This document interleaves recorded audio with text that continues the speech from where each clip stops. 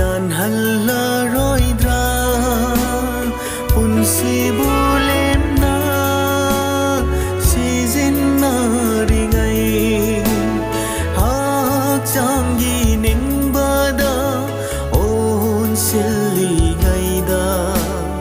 ing bagi kana ba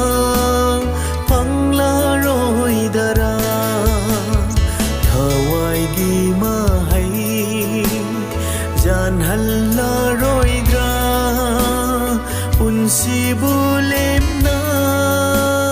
season na ringai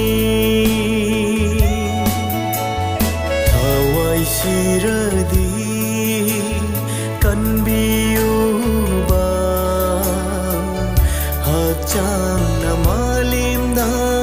lai haura su thawai siradi kan biu ba hachang na malim da lai haura basu pap ki podlum koi pu pu dona punsi gi matam len khi gadara thawai gi mahai Jan halaroidra punsi bulem na season na ringai ha changi ning bada on silli ngaida hing bagi kana ba hanglaroidara thawai gi mahai Jan halaroidra punsi bulem na season na ringai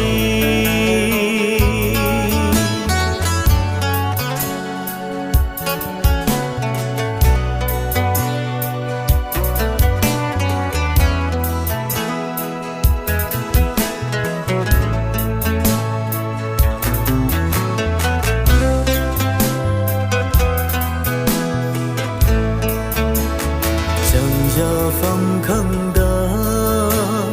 namalim da punsi gi matam loi silla gadra changja phong khang da namalim da punsi gi matam loi silla gadra tai bangi hara nungai basina nangi apen ba oira gadara thawai gi mahai Jan halaroidra punsi bu